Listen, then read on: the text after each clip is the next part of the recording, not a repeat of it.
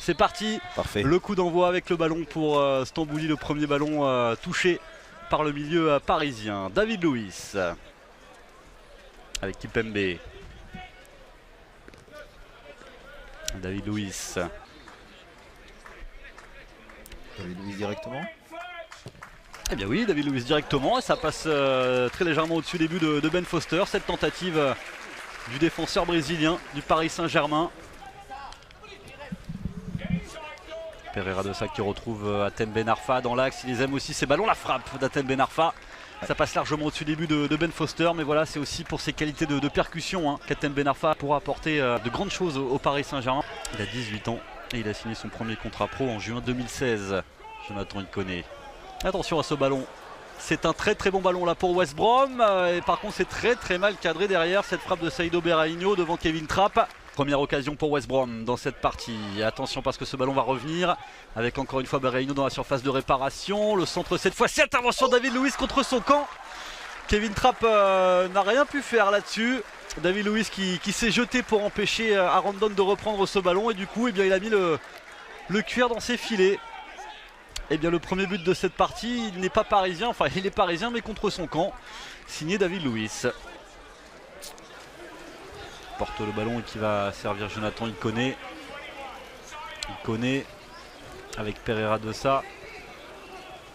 La frappe de Pereira de Sa, bien captée par Ben Foster. Joue en deux temps avec Lucas. Ben Arfa, Rabiot. Rabiot, la frappe est bien repoussée par Maïl, mais on a presque envie de dire que c'est la première très bonne frappe des Parisiens dans cette partie. Elle est signée Adrien Rabiot avec Ben Arfa qui est redescendu d'un cran. Hatem Ben Arfa pour aller chercher ce ballon. Hatem Ben Arfa qui élimine, va pouvoir poursuivre son effort. La frappe d'Hatem Ben Arfa, elle n'est pas cadrée. Dans la possession de balle, mais je pense qu'on est même un peu plus au-dessus pour le Paris Saint-Germain. Oui, clairement.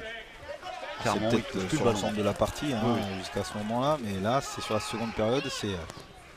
Elle est peut-être là-dessus, le centre de Lucas. C'était sur la tête d'Hatem Ben Arfa, elle est cadrée et elle est captée par Maïl.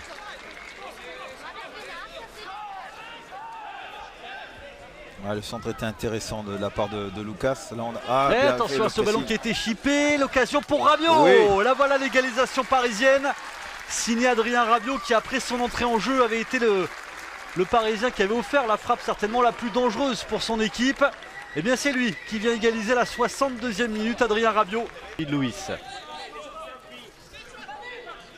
La montée de David Luiz. Écarte à droite sur Lucas. Il a un petit peu de champ devant lui. Il y a l'arrivée de Serge Aurier. Oh, c'est bien joué. Ouais, la frappe de Lucas qui passe à côté des buts de Maïl.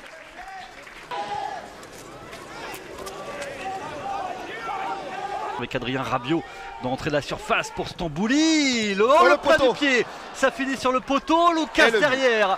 Et le deuxième but parisien signé Lucas après ce poteau trouvé par Benjamin Stambouli.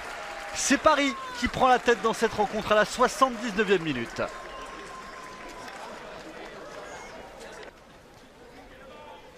Avec Calegari et le coup de sifflet final de l'arbitre. La victoire donc du Paris Saint-Germain, 2-1. On va rappeler un petit peu très rapidement le fil de cette rencontre. À la 15e minute, le CSC de David Luiz. L'égalisation à la 62e d'Adrien Rabiot. Et le deuxième but parisien signé Lucas en toute fin de match. Et donc une équipe du PSG qui a eu clairement le ballon cet après-midi, Robert, face à cette équipe de West Brom. La première d'Hatem Ben Arfa aussi, qui aura tenté des choses, qui n'aura pas forcément cadré, mais on a vu des choses déjà intéressantes. Et aussi la première victoire d'Unai Emery sur le banc parisien.